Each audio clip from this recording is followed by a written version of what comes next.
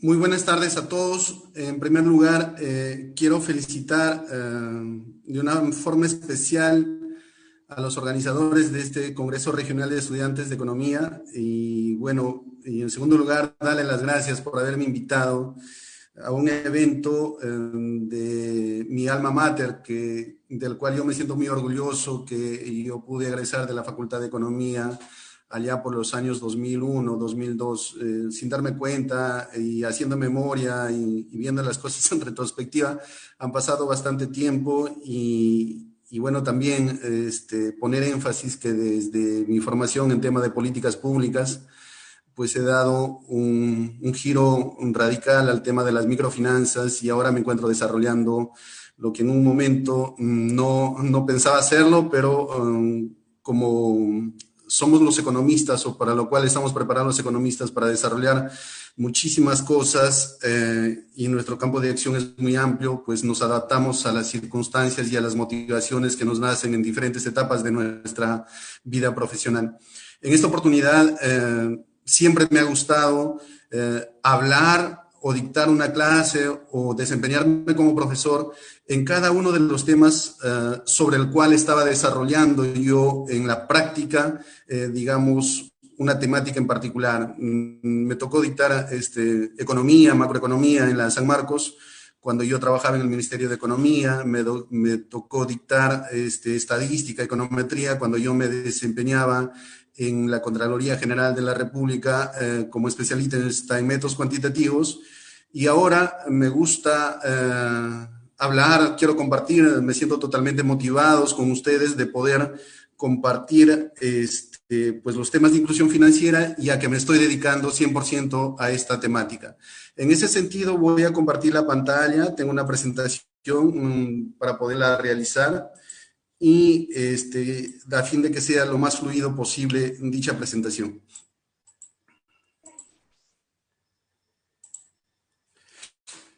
Bien, el tema que vamos a ver es un tema de inclusión financiera en el Perú y en función de eso vamos a ir desarrollando los procesos temáticos. Entendemos la inclusión financiera no solamente en el Perú y en el mundo como la capacidad que tenemos las personas que integramos una sociedad o que formamos parte de una sociedad de poder acceder a un servicio financiero, ya sea un crédito, un leasing o diferentes tipos de mecanismos de financiamiento de la actividad empresarial o, digamos, de nuestra vida cotidiana a través de créditos de consumo en el momento que nosotros lo creamos oportuno. O sea, yo necesito un crédito para el próximo mes y lo gestiono y efectivamente para la fecha que lo necesito yo puedo acceder a este sistema de financiamiento o a este servicio financiero. Yo puedo decir entonces que yo formo parte de la inclusión financiera. Pero lamentablemente eso no es la condición de muchas personas en el mundo. Aproximadamente más de 3 billones de personas en el mundo no pueden acceder a esos sistemas financieros que normalmente, digamos, nosotros por los temas económicos, por la carrera, por la formación profesional, sí los podemos acceder. Y estos grupos son claramente identificables. Normalmente son grupos de personas, ciudadanos de bajos niveles de ingresos, poblaciones que se encuentran o forman parte de la ruralidad de los diferentes países o también de las zonas urbano-marginales de las grandes ciudades y personas con bajo nivel educativo y fundamentalmente por cuestiones de segregación generalmente son mujeres.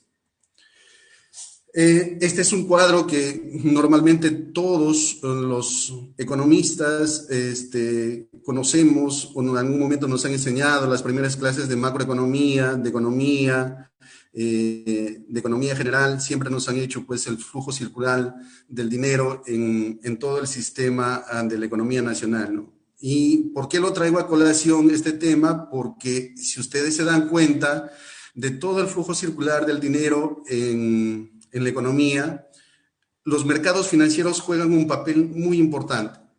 Casi todo el flujo de dinero tienen que atravesar el sistema financiero en una economía. En otras palabras, el sistema financiero captura todo el flujo de dinero que se mueve en la economía entre los diferentes agentes económicos. En tal sentido, si eso fuera así, el supuesto, el gran supuesto que está detrás, o del supuesto más importante que está detrás, es de que aquí hay una inclusión financiera plena. Es decir, todas las personas de esta sociedad, de esta economía hipotética, pueden acceder al sistema financiero sin ningún tipo de restricciones. Y si eso fuera así, si estuviéramos en ese plano ideal, se fijan en la parte inferior, pues tenemos la famosa ecuación de las brechas, ¿no? Que la diferencia, el exceso de ahorro de toda una sociedad va a financiar toda la inversión de esta sociedad, y su excedente, que es esta brecha, el ahorro menos la inversión, también va a financiar el déficit del gobierno y todas las exportaciones netas de la economía. Entonces, la importancia macroeconómica de la inclusión financiera radica fundamentalmente en esto, que los sistemas financieros pues cumplen un papel de poder financiar todos los déficits del sector financiero y a la vez del sector externo. ¿Cuál es la importancia microeconómica de la inclusión financiera? La importancia microeconómica del sistema financiero, si lo vemos desde esta perspectiva, nos ponemos en el caso específico de un microempresario, por ejemplo, en términos particulares, si no tuviera acceso al sistema financiero tradicional o al sistema financiero en general, pues tendría que con sus propias manos mover esta enorme roca que simboliza un negocio, el cual requiere un esfuerzo muy particular de poder moverlo. Pero gracias a su acceso al sistema financiero a través de un préstamo, pues va a tener un apalancamiento financiero simbolizado gráficamente ahí que le va a permitir mover el negocio que corresponde. ¿Sí? Para poder entender cuál es la situación de la inclusión financiera en el Perú, como buenos economistas que se están formando en la Universidad Nacional del Callao, sabemos que los economistas tenemos que hablar y sustentar lo que decimos con cifras. Y este es el segmento de todas las empresas formales en el Perú. Miren, de todas las empresas formales en el Perú, el 96.04% son microempresas. Solamente el 3.45% son pequeñas empresas y el 0.12% son medianas empresas, de todo el sistema formal de las empresas en el Perú. ¿Eso qué quiere decir? Que toda la estructura, casi toda la estructura empresarial en el Perú son microempresas, y son microempresas que han nacido por una cuestión de subsistencia. ¿De quién?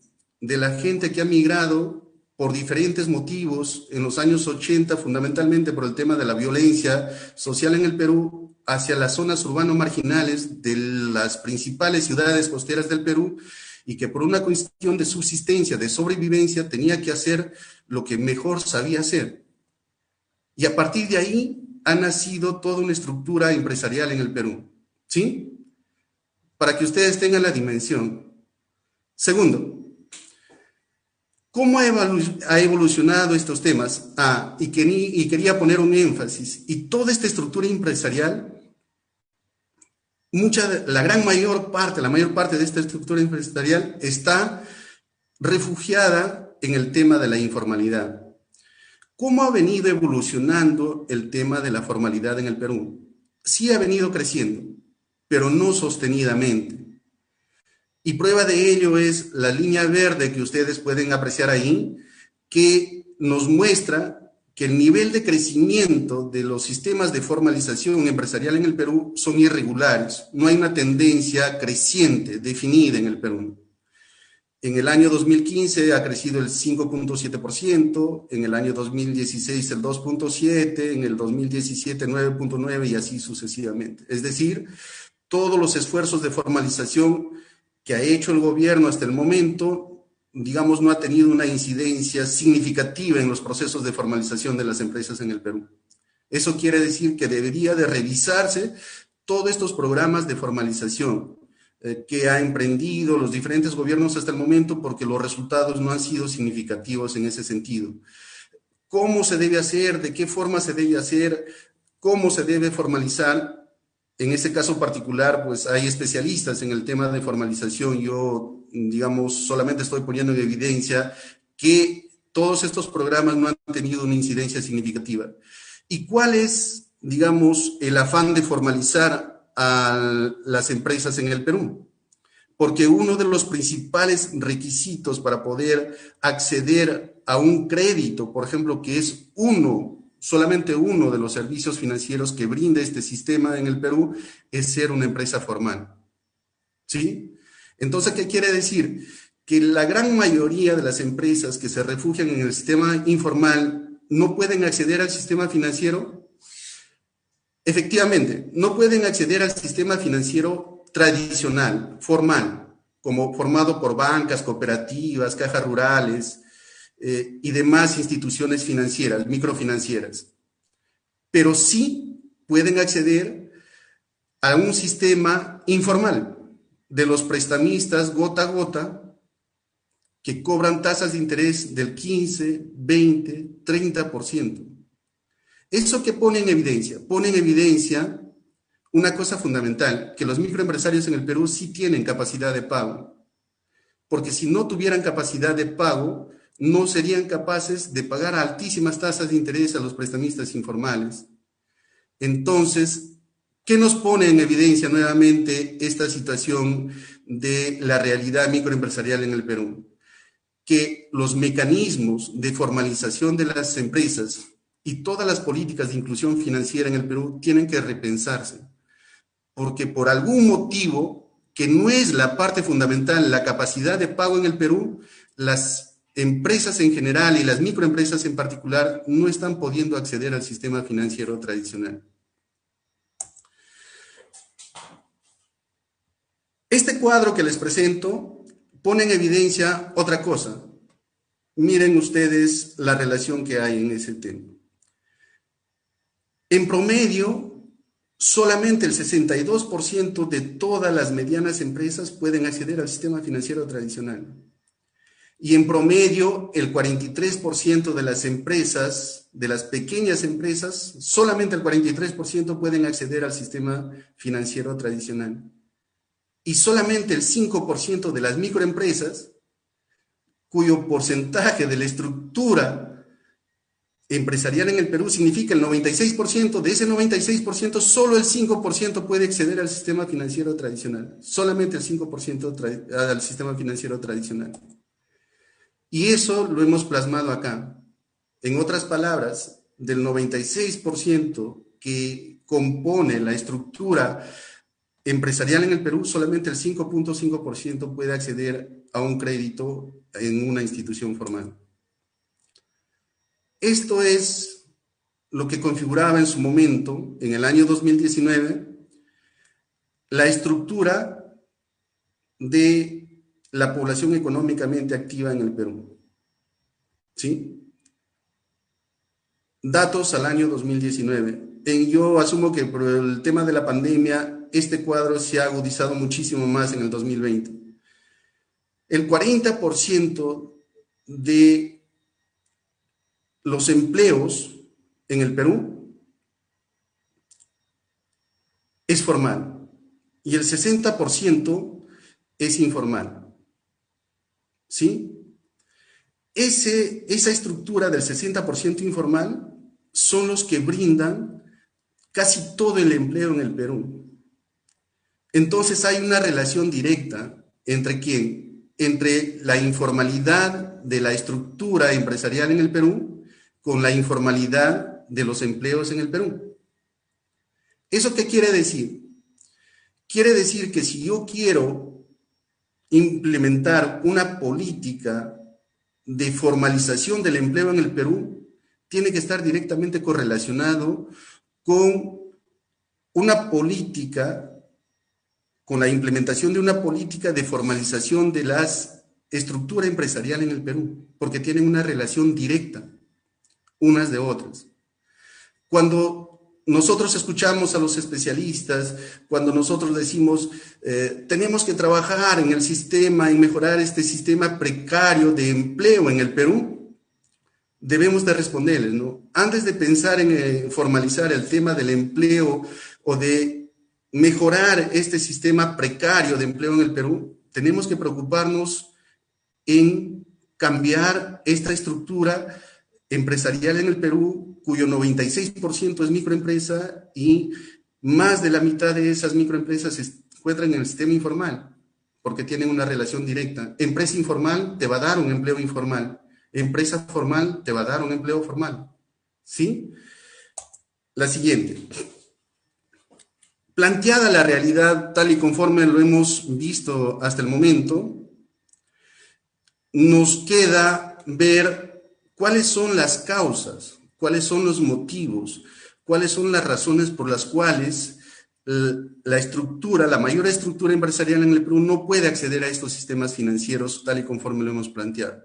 El primer factor es el desconocimiento del sistema financiero. Aunque ustedes no lo crean, ya en el año 2021, digamos, en plena modernidad, una gran mayoría, una gran cantidad de personas en el Perú le tiene pánico al sistema financiero. Asocian el préstamo de un banco con que te van a quitar la casa. No saben cuáles son, digamos, los mecanismos de funcionamiento de todo el sistema financiero, ¿sí? Yo me puedo prestar de cualquiera. Estoy dispuesto a pagar tasas de 15, 20% a los prestamistas informales, pero con el banco no quiero nada porque me va a quitar la casa, ¿sí? Nadie se ha preocupado en explicar, en dar de entender, en hacer comprender a las personas cuál es el objetivo fundamental del sistema financiero. El sistema financiero en el Perú, o la principal misión o visión de los bancos en el Perú no es de la casa, es proveerte de los recursos financieros para que tú te des empresarialmente. El segundo factor es la baja formalización de la empresa en el Perú. La gran mayoría de nuestra estructura empresarial está al margen de la ley, está bajo un sistema informal. Bien, y la tercera gran razón es de que se ha asociado todas las políticas crediticias de las principales instituciones financieras, tienen asociado el otorgamiento de un crédito con una garantía real. Es decir, si tú no me dejas en prenda tu casa, yo no te presto dinero, ¿sí? La gran mayoría de las políticas crediticias todavía tienen esta orientación y en esa medida, complementado con el pánico que genera en la gente que te quitan tu casa, pues las personas nuevamente recurren a los sistemas informales. La cuarta razón es la ausencia de la calificación crediticia y en ese sentido, la falta de una política de inclusión financiera por parte del gobierno que ponga fondos de garantía.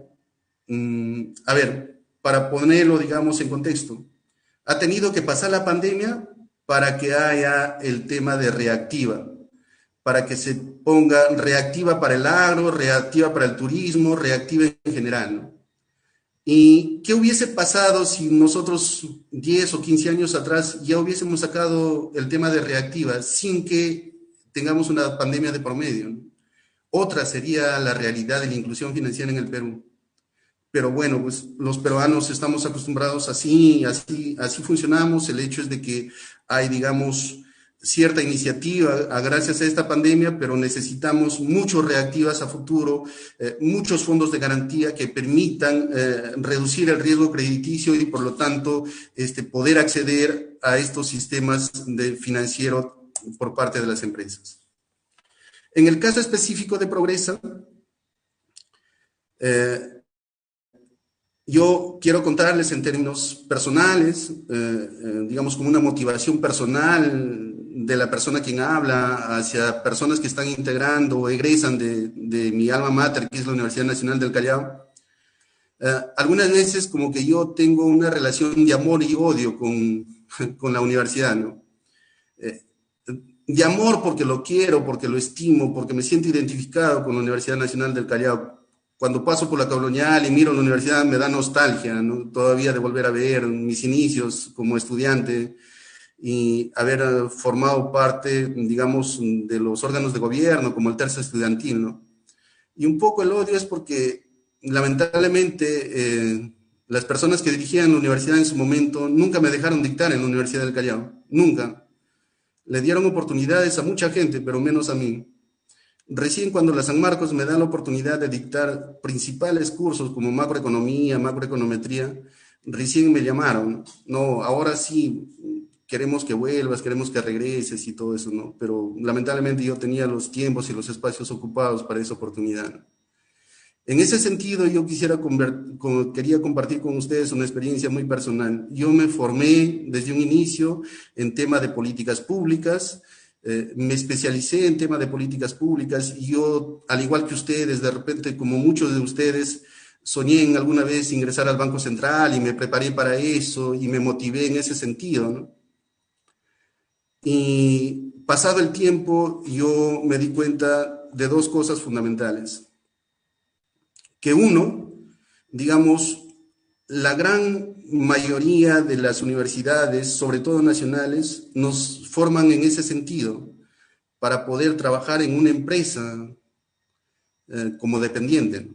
Esa es la primera formación. Y segundo, nos motiva mucho que trabajemos en órganos del gobierno, como el Banco Central, el Ministerio de Economía. Nos motivan, o si no nos motivan, nosotros mismos nos motivamos en ese sentido, ¿no? Pero difícilmente, sobre todo los economistas que egresamos de las universidades nacionales, nos mentalizamos en hacer una empresa. Y creo que esa es una de las grandes ausencias en el Perú. ¿Por qué? Porque nosotros queremos que el Perú crezca, que el Perú crezca económicamente, desde, digamos, partiendo de la perspectiva del crecimiento puro, pero nadie se ha preguntado hoy cómo va a crecer en el Perú con esa estructura empresarial que les he mostrado, ¿no? ¿Cómo le exigimos crecimiento en el Perú? Por eso es que siempre nos esperanzamos en el Perú en que haya inversión en minería, que haya inversión en la gran empresa, que si ahuyentamos a la minería, no vamos a tener cómo financiar, digamos, con los impuestos, todas las políticas estatales en el Perú, ¿no?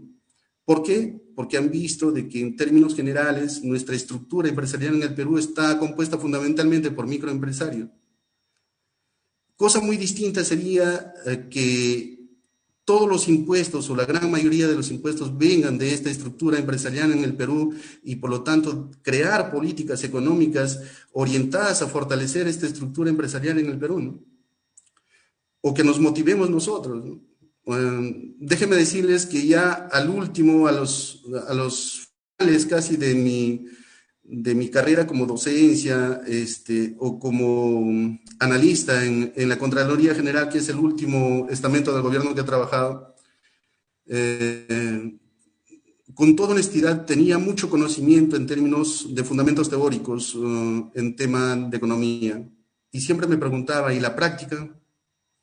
¿Cuándo lo voy a aplicar? Yo dictaba matemática financiera, hablaba de, ¿cómo se llama?, del spread financiero, hablaba de tasas de interés y todo eso, pero siempre decía, ¿cuándo lo voy a aplicar? ¿De qué manera quiero que mis conocimientos tengan incidencia directa en el desarrollo de la sociedad y en el desarrollo de esa sociedad más necesitada? Es así que en el año 2011 nace la iniciativa de un conjunto de profesionales que teníamos esa misma perspectiva y creamos la ONG Progresa, ¿no?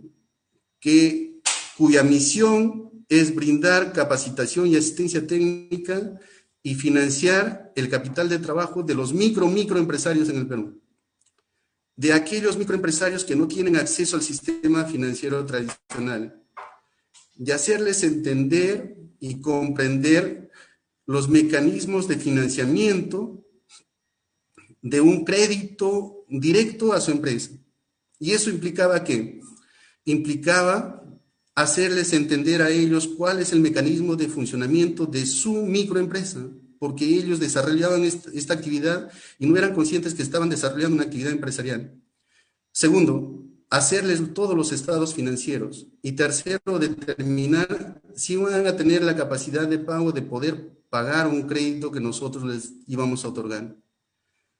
Desarrollado ese trabajo, se les otorgaba un crédito y se les reportaba a los sistemas de riesgo, es decir, realizábamos la famosa inclusión financiera. ¿Por qué?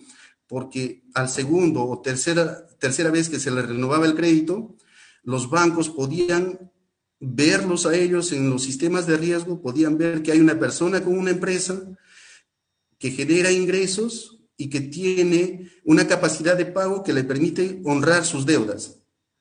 Una persona que está renovando 5 o 6 veces un crédito y todo en verde en el sistema financiero tradicional, entonces los bancos venían y ya le ofrecían, digamos, un crédito con mejores condiciones que nosotros los dábamos. Y eso es la misión fundamental que nosotros hemos logrado en todo el cono este de Lima, en todo el cono este. Yo quiero comentarles que mi experiencia personal y mi relación con la economía ha sido muy fructífera, muy bonita. Le he disfrutado en cada una de las etapas de mi vida profesional. Me he sentido feliz cuando hice mis prácticas en el Banco Central. Me he sentido muy feliz cuando he trabajado en el Ministerio de Economía y Finanzas. He sido muy feliz cuando he trabajado en la Contraloría General de la República. Ni qué decir cuando he trabajado en San Marcos como docente, porque me gusta el aspecto de la docencia. Pero el momento más feliz de mi vida profesional siento que es ahorita, porque el desarrollo de mis actividades y de los propósitos que nosotros nos planteamos con esta organización tiene una incidencia directa en el bienestar de toda la sociedad. Es demasiado gratificante ver a una persona que empezó fabricando 10, 15 polos, ahora provea, digamos, 200, 300, 500, 600 polos, y ver crecer a las empresas por el apoyo tanto en capacitación y asistencia técnica y el financiamiento que nosotros le hemos dado. En otras palabras, es un propósito muy noble que llena de satisfacción hacer inclusión financiera en el Perú. Y dado que la mayoría de los microempresarios en el Perú tiene un origen migrante y que la mayoría de sus empresas lo han empezado a desarrollar por un tema de subsistencia en el Perú, hemos creado un programa para apoyar a los migrantes venezolanos que forman parte de la economía y de nuestra realidad nacional y que muchas veces nosotros no lo queremos ver, porque según lo que dicen las ciencias sociales, que de todos los procesos migratorios, el 50% en algún momento se va a regresar a su país, pero el otro 50% se va a quedar para siempre en este país, y de lo cual tendríamos que ser nosotros conscientes en ese sentido.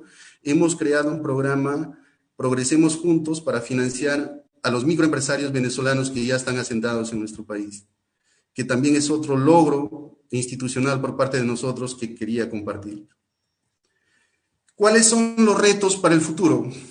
Los retos para el futuro fundamentalmente lo vemos en 4 aspectos para lograr la inclusión financiera, o debería de incidirse en ese sentido para lograr la inclusión financiera en el Perú. Uno, fundamentalmente, y creo que como todo país, la educación en general, pues digamos, es el único mecanismo de largo plazo que te va a permitir proyectarte, crecer y desarrollarte, lograr el desarrollo de un país. Entonces, hay que mejorar la educación financiera en el Perú. 2, mejorar los productos financieros. Y acá también, ya digamos de una manera mucho más precisa, concisa, decimos lo siguiente, ¿no? Cuando nosotros entramos a trabajar el tema de la inclusión financiera en el Perú, encontramos, se puede decir, un descalce. ¿Un descalce en qué? En que la mayoría de las microempresas, su nivel de rotación de sus ingresos, es decir, la rotación de sus ventas, eran diarias, semanales o quincenales. Pero los préstamos que les otorgaban los bancos o las cajas o cualquier otra institución del sistema financiero son créditos mensuales. Entonces, este descalce hacía muchas de las veces que las personas, el dinero que lo tenían destinado para pagar los créditos, lo destinaran a otra cosa, a temas de urgencia, mucho más, que tienen un mayor nivel de rotación relacionadas con el negocio.